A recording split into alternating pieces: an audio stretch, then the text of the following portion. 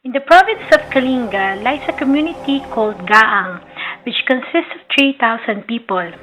Their main livelihood is mining. Most of the miners in Gaang are from the tribe of Banao, known as the gentlest tribe in Kalinga province and once a proud group of blacksmiths. They've been mining for more than 2 decades now. Within the territory of Banao, we should protect and utilize all natural resources in our forests, preserving our rivers, preserving our mountains was so related with the livelihood. Hindi kaisa mo sa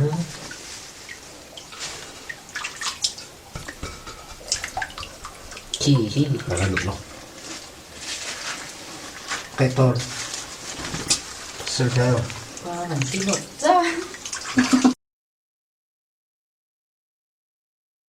In their mining, they use mercury for the fast and easy recovery of gold. Noon kasi gumagamit ako ng mercury at nagbibinta ako.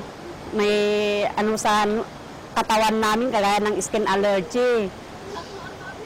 May sugat sa katawan namin, parang mahihirapan na magamot. Matagal bago magamot yan.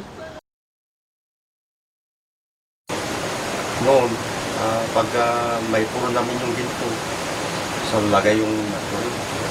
Pero risky talaga. Hawak-hawak namin yung mercury. Hindi namin alam yung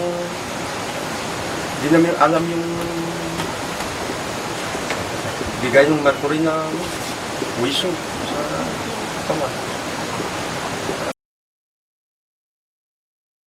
Malaking epekto yung paggamit natin ng mercury. Marami na tayong nakikita yung mga unang tao noon. Karamihan ang sakit nila, sabi ng doktor, weak lungs. Weak lungs. Pero hindi nila may diretso na yung weak lungs TB na yun, di ba? Parang tuberculosis yun. Because of the bad effects of mercury, the Banao tribe decided to practice the mercury-free mining method taught by the Bantoxics last year.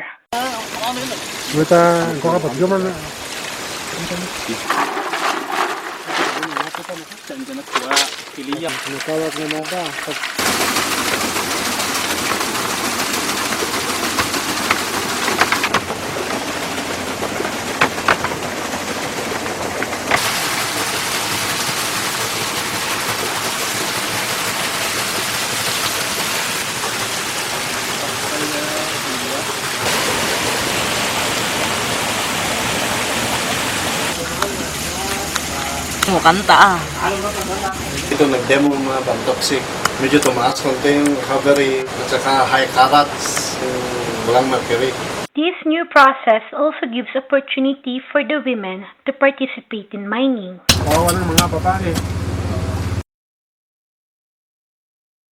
Para mas lalo na yung mga mabubuntis dito sa Gaang. Hindi na sila magkaroon ng sakit.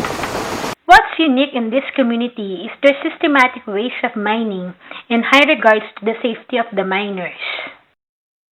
Ng buong Banao, comprises of Banao, 3 barangays dito. Ang barangay Pantikyan, Balbalasang at saka Talalang. To maintain sustainability of the mines, to protect the forest from denudation, and to safeguard the workers. Actually, makita mo naman yun sa policies eh. And that policy was established in the same time na andito na yung minahan. Parang develop na kami kasi sa ibang probinsya daw, kagaya ng Abra,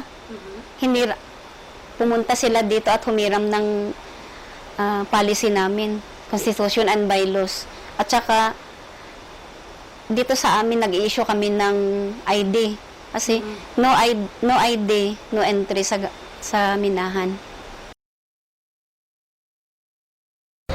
Yung mga sangguniang bayan, nag-adapt po sila ng resolution na i-stop yung paggamit ng mercury doon sa minahan. Tapos wala sanang magbebenta sa mga store ng mercury. They had challenges first in embracing the mercury-free method, and now they are ready to move towards a more cleaner and safety future.